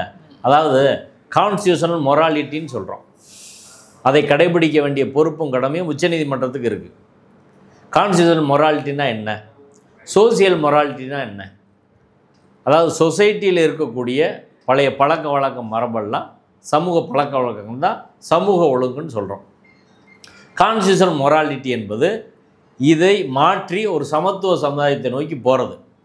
இப்போ குறிப்பிட்ட பார்ப்பன அர்ச்சகர்கள் மட்டும்தான் கோயிலில் இருக்கணும் அப்படின்றத தாண்டி அரசியல் சட்டம் வந்த பிறகு எல்லாருக்குமானதாக கோயிலை மாற்றுறது அப்படின்றதான் டெம்பிள் என்ட்ரி ஆத்தரைசேஷன் ஆக்ட். இப்போ கோயில் நுழைவு சட்டத்திலேருந்து அரசியல் சட்டம் வரை அதை தான் சொல்லுது. சரிங்களா? கோயில் எல்லாருக்குமானதானே, அதை எப்படி நீங்கள் மறுக்க முடியும்? இப்போ அந்த கான்ஸ்டியூஷனல் மொராலிட்டி அப்படின்றத நீதிமன்றம் சரியாக புரிஞ்சுக்கிறதா அப்படின்றது சிலதுக்கு பயன்படுத்துகிறாங்க, சிலதுக்கு பயன்படுத்த மாட்டாங்கன்றதான் எனக்கு வருத்தம். கான்ஸ்டியூஷனல் மொராலிட்டின்றது அரசியல் சட்ட ஒழுங்கமைவு, அரசியல் சட்ட ஒழுங்குன்னு சொல்லலாம். அரசியல் சட்ட ஒழுங்குன்னா என்ன? ஒரு சமத்துவ சமுதாயத்தை அமைப்பது, ஆலயங்கள் சமத்துவத்தை நிறுவுவது, இதான் அரசியல் சட்ட கண்ணோட்டம். நீதிமன்றம் அதை செய்யாமல் பழைய பழக்க வழக்கங்களை பாதுகாப்பது அப்படின்னா சமூக மொராலிட்டியவே திரும்ப திரும்ப திணிக்கிறது அப்படின்ற திசையில் தான் இந்த பிரச்சனை அணுகப்படுது. அது அடிப்படையில் தவறானது. சபரிமலை தீர்ப்பை படித்தா கூட அது தெரியும். சந்தோஷம் சொல்லியிருக்காரு இல்லையா? ஆமாம், சபரிமலையில் 5 நீதிபதிகள் தீர்ப்புக்கு இந்த 2 நீதிபதிகள் தீர்ப்பு என்பது கட்டுப்பட்டது தான். நீதிபதி சுந்தரேஷ் தலைமையிலான பெஞ்ச் அது கட்டுப்பட்டது தான். ஓகே. ஆனால் அந்த விஷயத்தை கவனத்தில் கொள்ளாமல் என்ன பண்ணுறாங்கன்னா 14/5/2025 இந்த உத்தரவில் அந்த ஸ்ரீரங்கம், நான் ஏற்கனவே சொன்னேன்ல, ஸ்ரீரங்கம் கோயில் அதனை சுற்றியுள்ள நலச்சங்கம் அப்படின்னு ஒரு சங்கத்திலேருந்து போட்ட வழக்கில் அவங்க தரப்பில் யார் பார்ப்பன அர்ச்சகர் தரப்பில் திரு வள்ளியப்பன், குரு கிருஷ்ணகுமார் இவங்கெல்லாம் ஆஜராகிறாங்க. இந்த தரப்பில் யார் ஆஜராகிறாங்க அப்படின்னா தமிழ்நாடு அரசு தரப்பில் திரு PS ராமன், அவர் வந்து தமிழ்நாடோட அட்வொகேட் ஜெனரல். அடுத்து Dushyant Dave, senior advocate, supreme court bar பிரசிடெண்ட்டாக இருந்தவர். ஓகே. அடுத்து ஜெய்தீப் குப்தா, அவர் சீனியர் அட்வொகேட்டு, அவர் ஒரு ஃபேமஸ் அட்வொகேட் சுப்ரீம் கோர்ட்டில். திரு சண்முக சுந்தரம், அவர் சீனியர் அட்வொகேட், பழைய advocate general. Thiru NR Elango, திமுகவோட சட்டத்துறை செயலாளர், அவர் senior advocate. Okay. Amit Anand திவாரின்றவர், அவர் AAG, தமிழ்நாடு அரசின் தரப்பில் அங்கே AAGயாக சுப்ரீம் கோர்ட்டில் இருக்கவர். அடுத்து அருண் நடராஜன் அட்வொகேட்டு. இன்னும் நிறைய வழக்கறிஞர்கள் இது மாதிரி கிட்டத்தட்ட ஒரு 15-20 பேர் ஆஜராகிறாங்க. முன்னாள் உயர்நீதிமன்ற நீதிபதி, இன்று உச்சநீதிமன்றத்தில் இருக்கக்கூடிய திரு சத்யநாராயணன் அவர்கள், அவரும் அதில் ஆஜராகிறாங்க. இவங்க எல்லாமே தமிழ்நாடு அரசுக்கு HRNCக்கு ஒரு 20 வழக்கறிஞர் ஆஜராகிறாங்க. ஓகே. அந்த வழக்கில் தான் வந்து என்ன சொல்கிறாங்கன்னா தீர்ப்பு, after hearing the submissions made at length, ரொம்ப நேரம் எல்லாத்தையும் ஹியர் பண்ணிட்டோம். We are inclined to record the statement made on behalf of the state of Tamil Nadu. Tamil Nadu அரசு சார்பில் சொன்னதை நாங்கள் ரெக்கார்ட் பண்ணுறோம். That the committee appointed by the High Court is comprised of a person named Sathyavel Murugan. High court appoint பண்ண ஆகம கோயிலில் கண்டறிவதற்கான குழுவில் அதில் சத்யவேல் முருகனார் இப்போ இருக்கிறாரு அப்படின்றது தமிழ்நாடு அரசு சொல்கிறாங்க. The aforesaid person would be replaced with a non-controversial person அப்படின்னு சொல்கிறாங்க. சத்யவேல் முருகனார் வந்து அவரை வந்து நாங்கள் மாற்றுறோம், non-controversial person ஒருத்தரை வந்து போடுறோம், to identify the number of ஆகமா temples as against the number of non-ஆகமாஸ் temples in the state of Tamil Nadu அப்படின்னு போடுறாங்க. இப்போ சத்யவேல் முருகனார் என்றவர் கான்ட்ரவர்சியல் பெர்சன், சர்ச்சைக்குரிய ஒரு நபர் அப்படின்னு சுப்ரீம் கோர்ட்டு ஒரு முடிவுக்கு வருது. சரி, சுப்ரீம் கோர்ட் இப்படி முடிவுக்கு வருவது சரியான்றதா நம்ம கேள்வி. எப்படி அப்படி முடிவுக்கு வர முடியும்? சொல்றது ஒரு ஆர்டர் போடுற போது ஒருத்தர் நீங்கள் கமிட்டிலேருந்து தூக்குறீங்க, அவர் சமுதாயத்தில் ஆன்மீக உலகில் மிகுந்த மதிப்புக்குரிய ஒரு நபர், அவரை தூக்கி எறிகிற போது உச்சநீதிமன்றம் அவரை கான்ட்ரவர்சியல் பெர்சன் முடிவுக்கு எப்படி வருது? அவரை கேட்காம முடிவு பண்ண முடியுமா? அவரை வந்து அப்செக்ட் பண்ணுறாங்க. இதில் என்ன பண்ணியிருக்கணும்? அவரை நியமனம் செய்த தமிழ்நாடு கவர்மெண்ட்டு இதை கடுமையாக போராடி இருக்கணும். அவர் சரியான ஆளுங்க, அவரை தவிர ஆள் கிடையாது, அவரை நாங்கள் சரியாக தான் போட்டிருக்கிறோம் அப்படின்னு சொல்லி போடணுமா இல்லையா, ஃபைட் பண்ணணுமா இல்லையா? இத்தனை வக்கீல் எதுக்கு? 25 வக்கீல் இருக்கீங்கல்ல, இது எதுக்கு இருக்கீங்கன்னு கேட்குறேன் நான். ஆர்கியூமெண்ட் பண்ணவே இல்லை. சண்முக சுந்தரம் அவர்கள் இருக்கிறார், என்ஆர் இளங்கோ இருக்கிறார், சுப்ரீம் கோர்ட்டில் உள்ள வக்கீல்களை விட்டுருங்க, இவங்கெல்லாம் இருக்கிறாங்கல்ல. இப்போ சத்தியவேல் முருகனாரை வந்து கமிட்டிலேருந்து எடுக்கக்கூடாது அப்படின்னு பேசுவதை தடுத்தது யார்? இது சத்தியவேல் முருகனார்கிட்டே நாங்கள் வந்து கேட்டோம், என்னங்க ஐயா இப்படி எடுத்து விட்டாங்க அப்படின்னு. என்ன சொன்னார்? அவர் வந்து சேகர்பாபு அவர்களிடம் கேட்டு தான் எடுத்திருக்கதா எனக்கு தகவல்னு அவர் சொல்கிறார். குற்றச்சாட்டு. அப்போ சேகர்பாபு கேட்காம உண்மையில் எடுக்க முடியாது. எப்படி எடுக்க முடியும்? மினிஸ்டர் கவர்மெண்ட்லேருந்து அது போட்டது. இன்னும் என்ன சொல்கிறாங்கன்னா, சிஎம் ரெக்கமெண்ட் பண்ணி போட்ட ஒரு நபர் அவரை எடுக்கிறதுக்கு மினிஸ்டரை கேட்காம, ஏஜி அங்கே இருக்காருங்க, பழைய ஏஜி சண்முக சுந்தரம் இருக்கார், என்ஆர் இளங்கோ இருக்கிறார், இவங்க 3 பேரும் சேகர்பாபு அவர்களை கேட்காம முடிவெடுக்க முடியுமா சொல்லுங்கள்? வாய்ப்பில்லையே, எடுக்க முடியாது. அப்போ சத்தியவேல் முருகனாரை நீக்குவது ஏன் குற்றச்சாட்டு? சேகர்பாபு அவர்களுடைய சம்மதத்தோடு அது நடந்திருக்குது, இல்லைன்னா அவர் மறுக்கட்டும். இல்லைன்னா அவங்க ஃபைட் பண்ணியிருக்கணும்லங்க.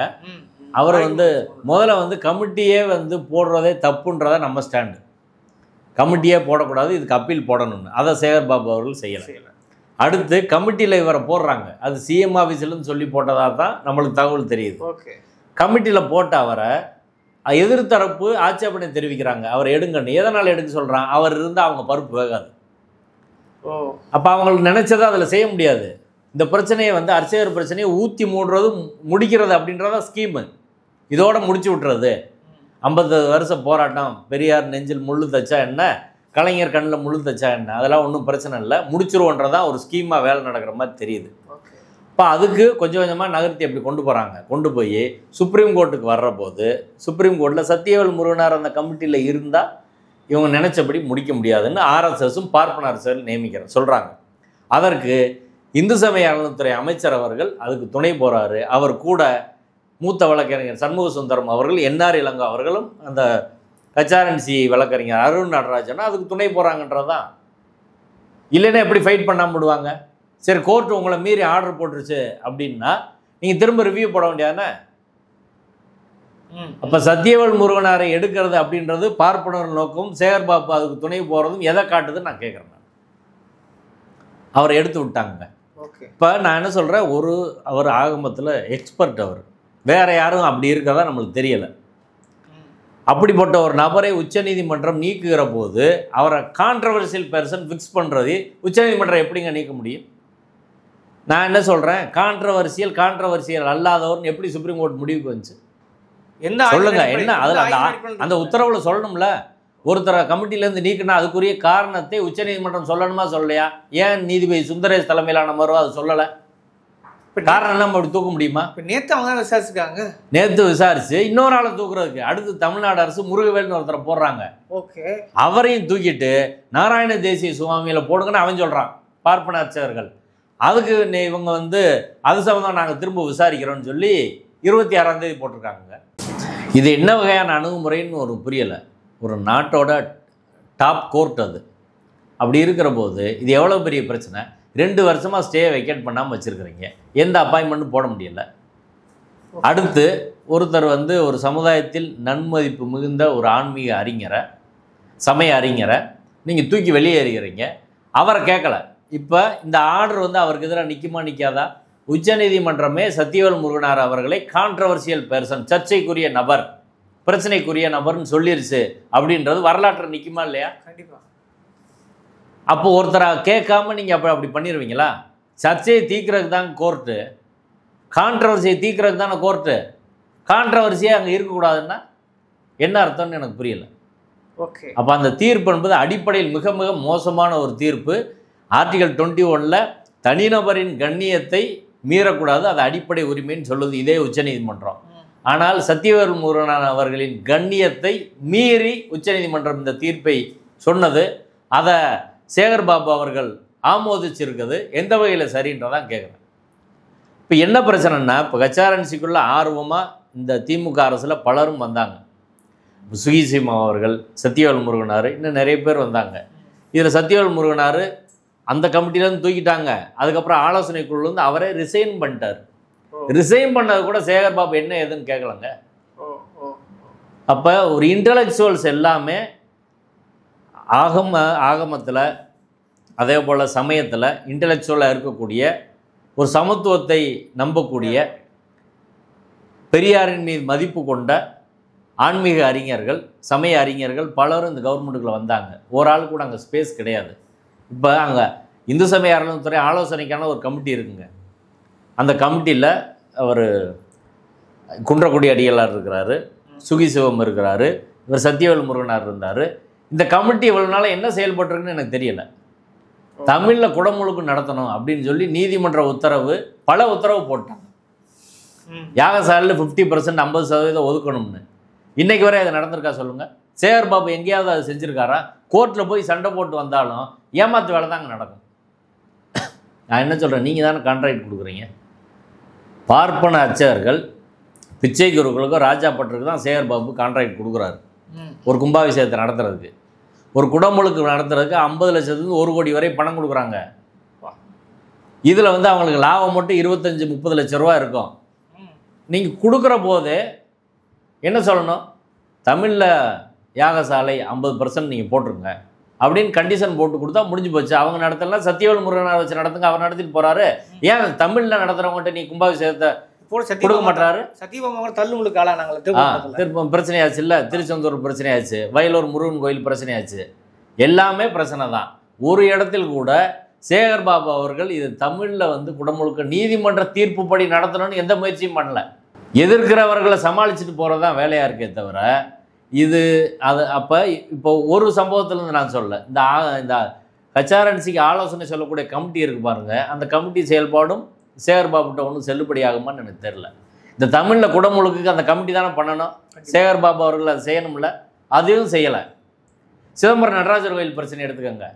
சேகர்பாபு அங்கேயே போய் வந்து நான் நடவடிக்கை எடுப்பேன் அப்படி இப்படின்னு பேசினார். தீட்சிதர்களே 2 பிரிவை அடிச்சுக்கிட்டாங்க. ஏற்கனவே உச்சநீதிமன்ற தீர்ப்புப்படி அங்கே முறைகேடுகள் நடந்தால் அல்லது மேனேஜ்மெண்ட் டிஸ்பியூட் இருந்தால் டெம்பிளை வந்து டெம்பரரியாக ஈவோ நியமித்து அரசாங்கம் கட்டுப்பாட்டில் எடுக்கலாம். இவர் கணக்கு கேட்டார் கொடுக்க மாட்டேன்ட்டான், நகை எவ்வளவுன்னு கேட்டான்னு கொடுக்க மாட்டேன்ட்டான், உண்டியல் பணம் எவ்வளோன்னு சொல்ல மாட்டேன்ட்டான், நீ எதையும் கேட்க முடியாதுன்னு சேகர்பாபு போய் கொதிச்சார். நாங்கள் நடவடிக்கை எடுப்போம்னு. நாங்கள் கூட சிதம்பரம் நடராஜர் கோயிலில் இவ்வளவு தீர்ப்பு இருக்குது, என்ன செய்யணும்னு சட்ட கருத்துரை எழுதி கவர்மெண்ட்டுக்கு அனுப்பணும். ஓகே, ஒன்றுமே செய்யலை இன்றைக்கி வரையும். அர்ச்சகர் பிரச்சனையை ஊற்றி மூடுறீங்க, சிதம்பரம் பிரச்சனையை காலி பண்ணுறீங்க, தமிழில் குடமுழுக்குன்றதை காலி பண்ணுறீங்க. அப்போ கச்சாரன்சின்னு ஒரு துறை எதுக்கு இருக்குது? திராவிட இயக்க கொள்கை, அதாவது சமத்துவ ஆன்மீகம், சமத்துவ ஆலயங்களில் சமத்துவம், கோயில்களில் சமத்துவன்றது நிலைநாட்டுமா நிலைநாட்டாதா? சேகர்பாபு என்ன அதுக்கு பண்ணியிருக்காரு ஒன்று சொல்லுங்கள். இதையெல்லாம் தாண்டி தேவையில்லாமல் முத்தமிழ் முருகன் மாநாடுன்னு ஒன்று நடத்தினார். இதுவரை எந்த கவர்மெண்ட்டும் அதை நடத்தினது கிடையாது. ஒரு துறையாக அதை நடத்துகிறதா? அந்தந்த கோயில் அதை பார்த்துக்கிற மாட்டாங்களா? அதுக்கு பதிலாக தான் இவன் வந்து ஆர்எஸ்எஸ் பிஜேபியிலேருந்து இங்கே முருகபக்தர் மாநாடு நடத்துகிறாங்க. அப்போ எல்லோரும் எதிர்ப்பு தெரிவித்த போது, எதுக்கு நீங்கள் அரசியலில் வந்து மதத்தை கலக்குறீங்க அப்படின்னு கேட்டபோது, திமுக சேகர்பாபு அன்னைக்கு திமுக அரசு கலந்துச்சு இல்லை, அதுக்கு நீங்கள் என்ன சொன்னீங்கன்னு கேட்டாங்களா இல்லையா? நீதிமன்றத்தில் நீதிபதியாக கேட்டார், நீங்கள் இந்த மாநாட்டுக்கு எதிர்ப்பு தெரிவிக்கிறீங்க, முத்தமிழ் முருகன் மாநாடு நடத்த போது நீங்கள் என்ன பண்ணீங்கன்னு. நான் சொன்னேன், அன்னைக்கு நான் தான் எதிர்ப்பு தெரிவித்தேன், நாங்கள் அது ஒரு கூட்டமாக நடத்தினோம், மற்றவங்க செய்யலை, ஆனால் நாங்கள் செஞ்சோன்னு நான் சொன்னேன். இப்போ பகுத்தறிவு மாநாடு நடத்தின திமுக சேகர்பாபு தலைமையில் முத்தமிழ் முருகன் மாநாடை நடத்தி எவ்வளோ கீழே போகுது. இதான் சாஃப்ட் இந்துத்துவ லைனில் விழுகிறது. இப்படி தான் காங்கிரஸ்லேருந்து அழிஞ்சு போச்சு. இப்போ நம்ம எந்த கொள்கையை வச்சு தமிழ்நாடு தனியாக இருக்கிறதோ, பகுத்தறிவு கொள்கையை வச்சு தான் தமிழ்நாடு தனியாக நிற்குது. இந்தியா முழுவதும் பாபர் மசூதி இடிப்பில் வன்முறை நடக்குது, தமிழ்நாடு நடக்காது. இந்தியா முழுவதும் பாஜக ஜெயிக்கும், தமிழ்நாட்டில் ஒரு இடம் கூட ஜெயிக்காது. இது எதனால் வந்துச்சு? பகுத்தறிவு கொள்கையினால தானே வந்துச்சு. மற்ற இடத்துலேருந்து மாறுபட்டு நிற்கிறோம். ஆனால் அதை விட்டுட்டு சேகர்பாபு இன்னொரு லைனில் இழுத்துட்டு போகிறாரு. சேகர்பாபுக்கு என்னங்க கொள்கை இருக்குன்னு நான் கேட்குறேன். என்ன கொள்கை இருக்குது சொல்லுங்கள். ஏடிஎம்கேலேருந்து வந்து அவர் வந்து டான்ஸ் ஆடுற விடுறது, முதல்வரை வரவேற்று, அப்புறம் முத்தமிழ் முருகன் மாநாடு நடத்துறது, இந்த வேலையை தான் அவர் பார்த்துட்டு இருக்காரு தவிர உருப்படி அதால் ஒரு வேலை பார்த்துருக்காரா? திருச்செந்தூர் கோயில் பிரச்சனை இதே தான். கிட்டத்தட்ட ஒரு இடைத்தரகர்கள் அங்கே நீங்கள் கோயிலுக்கு போனீங்கன்னா அர்ச்சகர்கள் அங்கே இருப்பாங்க. அர்ச்சகரில் கூட்டு போகிறதுக்கான இடைத்தரகர்கள் ஒரு 700 பேர் இருக்காங்க. அவங்கள ரெகுலேட் பண்ண கூட இன்ன வரையும் முடியலை. கோர்ட் ஆர்டர் போட்டு ஒன்றும் செய்ய முடியலை. அதுக்கு இவங்க எதுவுமே பண்ணல. சொத்துக்கள் கொஞ்சம் மீட்டிருக்காரோ? சொத்துக்களை மீட்டது அப்படின்றத பொறுத்து வந்து அது நீதிமன்ற உத்தரவு தான். நீதிமன்றம் உத்தரவு போட்டதில் கொஞ்சம் சொத்துக்கள் எடுத்துருக்குறாங்க, அவ்வளோதான். ஆனால் அந்த அந்த நிலங்களில் பல ஆயிரக்கணக்கான ஏழைகள் இருக்கிறாங்க. அவங்களுக்கு அதை கொடுக்க முடியாதுன்னா அதுக்கு வாடகை கூட்டுறாங்க. அப்படி தான் அதில் நடக்குதே ஒழிய ஒரு சரியான ஒரு சமத்துவ ஆன்மீகம் அப்படின்றது ஹெச்ஆர்என்சியில் கிடையவே கிடையாது. இப்போ இந்த திரு சத்தியவேல் முருகனார் அவர்களை எடுத்து விட்டதும் இந்த அடிப்படையில் தான் நடந்திருக்குது. இது சேகர்பாபுவோட முழு சமூகத்தோடு நடந்திருக்குதுன்னா இது என்ன அர்த்தம்? முதல்வர் சொல்கிறாரு சத்தியவேல் முருகனார் போட சொல்லி, முதல்வருக்கு எதிராகவே சேகர்பாபு வேலை செய்கிறாரு அப்படின்னா இது துரோகமா இல்லையான்னு நான் கேட்குறேன். 14/5/2025 உச்சநீதிமன்ற நீதிபதிகள் இந்த உத்தரவை வந்து போட்டாங்க. சத்தியவேல் முருகனார் எடுத்து விட்டாங்க. அதுக்கப்புறம் அவர் ஆலோசனை குழுவிலேருந்து அவர் வெளியேறிட்டார். இது சேகர்பாபு எதுவுமே கேட்கலை அப்படின்றது வந்து இது சத்தியவேல் முருகனாருக்கு இழப்பு கிடையாது, தமிழ்நாடு மக்களுக்கு இழப்பு. திராவிட இயக்க கொள்கைகளுக்கு இழப்பு. திராவிட இயக்க கொள்கை, கலைஞர் சொன்னார்ல, தந்தை பெரியார் நெஞ்சில் தைத்த முள் என்ற கொள்கை, அந்த கொள்கைக்கு ஏற்பட்ட இழப்பு. அடுத்து இப்போ மறுபடியும் வந்து நேற்று அந்த வழக்கு விசாரணை வந்துச்சு. நான் அவங்கள்ட்ட சொன்னேன் என்ன போக வாய்ப்பு இருக்கு. முருகவேலையும் எடுத்துட்டு அவங்க வந்து நாராயண தேசிய சுவாமிகள் அப்படின்னு ஒருத்தரை போடணும்னு அவன் கேட்குறான். இதையும் கவர்மெண்ட் அனுமதிக்குமான்னு தெரியல. அப்போ நடந்த விஷயங்கள்லாம் தொகுத்து பார்க்குற போது நீங்கள் வந்த உடனே போட்ட அப்பாயின்மெண்ட்டு, அது முதல்வரோட விருப்பத்தில் போட்ட அப்பாயின்மெண்ட்டு, அதுக்கு பிறகு இன்றைக்கி வரை சேகர்பாபு அவர்கள் அப்பாயின்மெண்ட் போடுறதுக்கு முயற்சி பண்ணல. அங்கே போய் சண்முக சுந்தரம் அவர்கள் சேகர்பாபு இன்ஸ்ட்ரக்ஷனில் ரூலை ரத்து பண்ணுறேன்னு சொல்கிறாரு, கமிட்டி போகிறோன்னு இவங்களே சொல்கிறாங்க. அது தப்புன்னு எல்லாரும் சொன்ன பிறகு இன்றைக்கி வரை அப்பீல் போட மாட்டுறாங்க. அந்த கமிட்டியிலேருந்து தூக்குறதுக்கு ஒத்துக்கிறாங்க. இங்கே நீதிமன்றத்தில் திரு சண்முக சுந்தரம் அவர்கள் ரூலை ரத்து பண்ணலான்னு சொன்னவர் தான் அங்கேயும் போய் வாதாடுறாரு, வேற ஆளும் போகாமல். இப்போ அதுக்கு பிறகு இந்த வழக்கில் இந்த பிரச்சனையில் கிட்டத்தட்ட 15 வருடங்களுக்கு மேலாக தொடர்ச்சியாக 17 வருஷம் போராடிக்கிட்டு இருக்கார் ரங்கநாதன், திருமணம் கூட செய்யாமல். சரிங்களா? அவர் ஆலோசனையை வந்து ஹெச்ஆர்என்சிலேருந்து கேட்குறதே கிடையாது. ஹெச்ஆர்என்சியில் லீகல் விங்கவன் ராஜான்னு ஒருத்தர் இருக்கார், அவங்க தான் எல்லாத்தையும் தீர்மானிக்கிறாங்க. கிட்டத்தட்ட ஹெச்ஆர்என்சின்ற துறை ஆர்எஸ்எஸ், அங்கே ஹெச்ஆர்என்சியில் ஒரு முடிவெடுத்தால் அடுத்த 3வது நிமிஷம் ஆர்எஸ்எஸ்க்கு போயிடும். இதான் ஹெச்ஆர்என்சியோட நிலைமை. அதுக்கு ஹெச்ஆர்என்சி இல்லை, காவித்துறையாகத்தான் நாங்கள் செயல்படுது. சேகர்பாபு காவி வேட்டு கட்டுறது சும்மா கிடையாது, அந்த துறையே காவி அடிப்படையில் தான் செயல்பட்டு கொண்டு இருக்கிறது. அங்கே வந்து ஒரு சமத்துவ ஆன்மீகத்துக்கான நபர்களுக்கு அங்கே பெரிய ரோல் ஒன்றும் கிடையாது. இவ்வளவும் ஹச்ராஜா அப்பப்போ அவர் அல்லுலியா ராஜாலாம் சொல்கிறாரு, விமர்சிக்கிறார். அதெல்லாம் சொல்ல அவங்களுக்குள்ள அப்படி பேசிக்கிடுவாங்க. ஆனால் அவர் அர்ஜுன் சம்பத்தை கூப்பிட்டு அங்கே உட்கார வைக்கலையா? நடந்துச்சு இல்லை, அதான் அங்கே நடக்குது. சரிங்களா? இப்போ அடிப்படையில் இந்த பிரச்சனை என்பது வெறுமனே வழக்கு தொடர்பான ஒரு பிரச்சனை மட்டும் கிடையாது. இப்போ அடுத்து 26ஆம் தேதி வழக்கு வரப்போகுது. 26ஆம் தேதி என்ன செய்ய போகிறாங்க அப்படின்ற கேள்வி இருக்குது. இதுக்கு தான் நம்ம அப்போ இருந்து சொல்கிறோம், இந்த வழக்குகள் எல்லாம் சரியான திசையில் நடத்துவதற்கு ஒரு ஓய்வு பெற்ற நீதிபதிகள் தலைமையில் ஒரு கமிட்டி போடுங்க, அவங்க ஆலோசனைப்படி செயல்படுங்க அப்படின்னு சொல்கிறோம். இன்னொன்று நம்ம சட்ட திருத்தம் கொண்டு வர சொன்னோம். கலைஞர் காலத்தில் கஸ்டம் யூசேஜ் அப்படின்றத அதுக்கு தான் ஸ்டே பண்ணாங்க, அந்த சட்டம் செல்லாமல் போயிடுச்சு. வெறும் ஜிஓ வச்சு தான் அந்த வழக்கே நடந்துச்சு. இப்போ மீண்டும் அர்ச்சகர் பிரச்சனையை வந்து சரியான முறையில் தீர்க்கணும்னா சட்ட திருத்தம் தான் கொண்டு வரணும். பிறப்பின் அடிப்படையிலே, டினாமினேஷன் என்ற அடிப்படையிலே, பழக்கம் என்ற வகையிலே, பழக்கம் வழக்கம் மரபு அப்படின்னு எந்த அடிப்படையிலும் யாரும் அர்ச்சகர் நியமனத்தில் உரிமை கோர முடியாது, முன்னுரிமை கோர முடியாது. இப்போ ஒரு கலெக்டர் ஆஃபீஸில் ஒரு கிளர்க்கு, இதில் ஏதாவது முன்னுரிமை கேட்க முடியுமா? வாய்ப்பு இல்லையே. ரிசர்வேஷன் மட்டும்தான், வேறு எதுவுமே கேட்க முடியாது. நான் இந்த ஜாதி இந்த டினாமினேஷன் நீங்கள் கேட்க முடியுமா? அப்போ கோயில்லையும் இந்து மத நம்பிக்கை கொண்டவர்கள், அவர்கள் சைவத்தில் நம்பிக்கை கொண்டவங்க, வைணவத்தில் நம்பிக்கை கொண்டவங்க, படிச்சிருக்கவங்கள எல்லா சாதியை சேர்ந்தவங்க நியமிக்கணும். பிஜேபி ஆர்எஸ்எஸ் மறைமுகமாக இதில் வந்து தொடர்ச்சியாக எல்லாரும் இந்துக்கள்ன்றான். ஆனால் எல்லா இந்துக்களும் படித்து கோயில்கள் நாங்கள் வர்றோன்னா வரவிட மாட்டோம். என்னைக்காவது பிஜேபி ஆர்எஸ்எஸ் இந்த பிரச்சனையை பேசியிருக்காங்களா? அனைத்து அரசு பேசுனதே கிடையாது இது வரைக்கும். ஒரு ரெசல்யூஷன் போர்டு ஒரு போராட்டம் நடந்து செய்கிறாங்களா? கோயிலுக்குள்ளே போகணுன்னு போராட்டிருக்கானா பட்டியல் சமூகம் எல்லாம்? இப்போ கருவறைக்கு போகணுன்னு போராட்டிருக்கானா? ஆனால் இந்துக்களுக்கான பாதுகாவல்னு பேசுவாங்க. இப்போ அது எதிர் டீம். அது எப்போயும் அவங்க அப்படி தான் இருப்பாங்க, ரெட்டை வேடம் போடுவாங்கன்னு நம்மளுக்கு தெரிஞ்சது தான். ஆனால் இந்த பக்கம் இருக்கிற சேகர் பாபு அவர்கள், இதே சண்முக சுந்தரம் அவர்கள் திருப்பரங்குன்றம் பிரச்சனையில் இப்போ திருப்பரங்குன்றம் பிரச்சனையில் ஏற்கனவே கோயிலேருந்து ஒரு பதில் மனு போடுறாங்க. அந்த பதில் மனுவில் என்ன சொல்கிறாங்கன்னா, ஆடு கோழி வெட்டக்கூடாது. இதே திருப்பரங்குன்றம் பிரச்சனைக்கு மூல காரணம் சேகர்பாபு துறை தான். சேகர்பாபுவின் கீழே இருக்கக்கூடிய இந்து சமயத்து உதவி ஆணையர் தான் அங்கே பீஸ் மீட்டிங்கில் போய் ஆர்டிஓட்ட ஆடி கோழி வெட்டக்கூடாதுன்னு சொல்கிறாரு. நல்லா கேட்டுக்கங்க, ஆர்எஸ்எஸ் சொல்லலை, பிஜேபி சொல்லலை, சேகர்பாபுவின் கீழே இருக்கக்கூடிய ஏசி தான் சொல்கிறார். அப்புறம் போலீஸ் அங்கே தடுக்குது. இவங்க தான் பிரச்சனையை துவங்கி வைக்கிறாங்க. அடுத்து நீதிமன்றத்தில் கோயில் சார்பில் முழுக்க சங் பரிவாரின் குரலாக தான் நீதிமன்றத்தில் அவங்க பேசுனாங்க. 2 நீதிபதிகள்கிட்ட விசாரணை வருகிற போது, நீதிபதிகள் நிசா பானு அப்புறம் சிறுமதி அவர்களிடம் வருகிற போது, இப்போ 3வது ஜட்ஜிட்ட திரு விஜயகுமார் அவர்களிடம் வரும்போது தான் அவங்க சண்முக சுந்தரம் அவர்கள் ஹெச்ஆர்என் சார்பில் கவுண்டரை மாற்றி போடுறாங்க. அதிலே ஒரு சிக்கல் பண்ணிட்டு போகிறாங்க. என்ன சிக்கல்னா, பக்தர்கள் தர்கா அருகில் இருக்கக்கூடிய அந்த தர்கா பக்கத்தில் கார்த்திகை தீபம் ஏற்றணும்னு கோரிக்கை வைக்கிறாங்க அப்படின்ற ஒரு வரியை சேர்த்து அதில் போட்டு விட்டு போகிறாங்க. அதாவது கார்த்திகை தீபம் ஏற்றுவது தொடர்பாக வழக்கே இல்லை. வழக்கு ஆடு கோழி வெட்டக்கூடாதுன்னு போட்டிருக்கான், அங்கே தொழுவக்கூடாதுன்னு போட்டிருக்கான், சிக்கந்தர் மலைன்னு கூப்பிடக்கூடாதுன்னு போட்டிருக்கான். இந்த அமைப்புகள் போட்டது. இந்த வழக்கில் ரிவைஸ்டு கவுண்டர் நீங்கள் போடுறீங்க, திருத்தப்பட்ட பதில் மனு போடுற போது அந்த விஷயத்துக்கு கரெக்டாக சொல்லியிருக்காங்க. அந்த ஆடு கோழி வெட்டுறது தொடர்பாக எங்கிட்ட ஆதாரம் எதுவும் இல்லைன்னு சொல்லிட்டாங்க. அந்த அளவுக்கு பரவாயில்லை. ஆனால் அதில் ஒரு வரியை ஏன் சேர்த்து விட்றீங்க?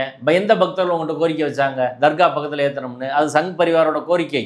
அதான் முருகன் மாநாட்டில் தீர்மானம், அவங்க கார்த்திகை தீபம் அங்கே தர்கா பக்கத்தில் ஏற்றணும்னு. கோயில் நிர்வாகத்திலேருந்து ஏற்கனவே ஒரு பகுதியில் ஏற்றிட்டு இருக்காங்கல்ல, அது பிரச்சனையே கிடையாது. அது பக்தர்கள் சார்பில் அது நடந்துக்கிட்டு தான் இருக்குது. ஆனால் தர்கா பக்கத்தில் ஏற்கன்ற வார்த்தையை அந்த கவுண்டரில் போட்டு விட்டு போயிருக்கிறாங்க. சரி சரி, திருப்பரங்குன்றம் கோயில் பிரச்சனையில் அந்த ஏசி மேலே சேகர்பாபு என்ன நடவடிக்கை எடுத்தார்? பிரச்சனைக்கு காரணமே ஹெச்ஆர்என்சி. சரி, இவ்வளவு நடந்துருச்சு, நம்ம அதெல்லாம் எக்ஸ்போஸ் பண்ணிட்டோம். கோர்ட்டில் என்ன பேசுனாங்க? அவங்களுக்கு பிஜேபி ஆர்எஸ்எஸ் அரசியலுக்கு சாதகமாக தான் பேசுனாங்க. இப்போ மொத்தத்தில் இது அனைத்து ஜாதி அர்ச்சகர் திட்டன்றது ஒரு மிகப்பெரிய ஒரு முயற்சி தந்தை பெரியார் முன்வைத்து கலைஞரால் கொண்டு வரப்பட்டு முதல்வர் ஸ்டாலின் அவர்கள் அதை அடுத்த கட்டத்துக்கு நகர்த்தினாங்க. ஆனால் அதை தடுப்பதற்கான அத்தனை வேலையும் உள்ளுக்குள்ளே நடக்குது அப்படின்றதான் முக்கியமான பிரச்சனை. அதில் சேகர்பாபு அவர்கள் முன்னிலையில் இருக்கார். அவர் கூட சண்முக சுந்தரம் அவர் தான் கோர்ட்டில் பூரா இது பண்ணுறாரு. இப்போ உச்சநீதிமன்றத்தில் திரு என்ஆர் இளங்கோ அவர் தான் நடத்துகிறாரு. அவரும் இதில் ஒன்றுமே பேசாமல் சத்தியவேல் முருகனாரை எடுக்க விட்டாங்க அப்படின்றதான் நம்மளுக்கு மிகப்பெரிய வருத்தம். அப்போ இதெல்லாம் ஒரு ஸ்கீமாக நடக்குதோ அப்படின்ற சந்தேகம் வருமா வராத சொல்லுங்கள். அதே போல் இந்த கட்சிகள்லாம் பாருங்கள், திக கோர்ட்டில் வரணுமா இல்லையா? திராவிடர் கழகம், விசிக கோர்ட்டுக்கு வரணுமா இல்லையா? சிபிஎம் கோர்ட்டுக்கு வரணுமா இல்லையா? இன்னும் திராவிடர்களின் குளத்துருமணியை அவர்களின் அமைப்பு, திரு ராமகிருஷ்ணன் அமைப்பு, எல்லோரும் கோர்ட்டில் ஃபைட் பண்ணணும், கவர்மெண்ட்லேயே ஃபைட் பண்ணணும். கவர்மெண்ட்லேயே ஃபைட் பண்ண மாட்டாங்க, கோர்ட்லேயே ஃபைட் பண்ண மாட்டாங்க. வெளியில் மட்டும் பேரளவுக்கு ஒரு கூட்டம் ஆர்ப்பாட்டம் அறிக்கை கொடுத்துட்டு போனால் பிரச்சனை எப்படிங்க தீரும்? 55 வருஷமாக கோயில் கருவறையில் தமிழை அர்ச்சனை பண்ண முடியலன்றது எவ்வளோ பெரிய பிரச்சனை, எவ்வளோ அவமானமான பிரச்சனை. ஆனால் கோர்ட்டுக்கு யாரும் கஷ்டத்துக்கு வர்றதே கிடையாது. ஒரு ஆர்ப்பாட்டம் ஈஸி, அறிக்கை ஈஸி. கஷ்டமான விஷயத்துக்கு வர்றதில்ல. 2015 நாங்கள் தான் கேஸ் நடத்தினோம். இப்போயும் நாங்கள் தான் ரங்கநாதனை வச்சு இம்ப்ளீட் ஆகி நடத்திட்டு இருக்கோம். இவங்க எந்த கட்சியும் வரமாட்டேங்குது. அதனால் இவங்களும் பத்திரமா இருக்கிறாங்க. வெளியிலனாலும் போராடணும்ல, அதுவும் நடக்க மாட்டேங்குது. இப்போ ஹரிபரதாமன், நீதிபதி ஹரிபரதாமன், சத்தியவேல் முருகனார் அவங்கெல்லாம் கூப்பிட்டு ஒரு சென்னையில் அர்ச்சகர் பிரச்சனைக்கு ஒரு கூட்டம் நடத்துகிறாங்க. தாமு ஏசாக்காவோட ஒரு கிளையில் நடத்துகிறாங்க. ஒரு 20 பேர் தான் அதில் கலந்துக்கிறாங்க. இது எவ்வளோ பெரிய ஒரு முக்கியமான பிரச்சனை. கட்சியிலேருந்து நடத்தலை, ஒரு பெரிய கூட்டமாக நடத்தலை, 20 பேரை வச்சு ஒரு கூட்டம் நடத்தினா என்ன முக்கியத்துவம் கொடுக்குறாங்க சிபிஎம்? அதுக்கு கலை இலக்கிய அமைப்பு வச்சுருக்கிறாங்க. இப்படி தான் இருக்குது. அப்போ இந்த கட்சிகள்லாம் இப்படி இருக்கிறதுனால தான் இவர்கள் எல்லோரும் வந்து அரசாங்கம் சேகர் பாபு இஷ்டத்துக்கு பூந்து விளாட்றாரு, முதல்வருக்கு அந்த விஷயம் போகுதா போகலையா, உண்மை என்ன, உளவுத்துறையில் ரிப்போர்ட் கொடுக்குதா இல்லையா, அதிகாரிகள் பார்க்குறாங்களா இல்லையா, இது எதுவுமே நம்மளுக்கு தெரிய மாட்டேங்குது. மொத்தத்தில் அங்கு ஹெச்ஆர்என்சி துறை என்பது துரோகமாகத்தான், திராவிட இயக்க கொள்கைக்கு துரோகமாகத்தான் நடந்துக்கிட்டு இருக்கு. அப்படி தான் நான் பார்க்குறேன். முதல்வர் இதுக்கு ஒரு என்கொயரி கமிட்டி போட்டு அதை விசாரிக்கணும். விசாரித்தா தான், ரெண்டாவது எல்லா மக்களும் பக்தர்களும் கேட்கணும், எல்லா கட்சியும் கேட்கணும், எல்லாரும் களத்தில் இறங்கினா தான் இந்த பிரச்சனை என்பது முடியும். இந்த 21ஆம் நூற்றாண்டில் கோயில் கருவறையில் போகிறதுக்கு இவ்வளவு ஃபைட் நடந்துகிட்டு இருந்தால் இதை விட கேவலம் எங்கேயாவது இருக்குதா அப்படின்றத எல்லாரும் சிந்திச்சு பார்க்கணும். நன்றி சார்.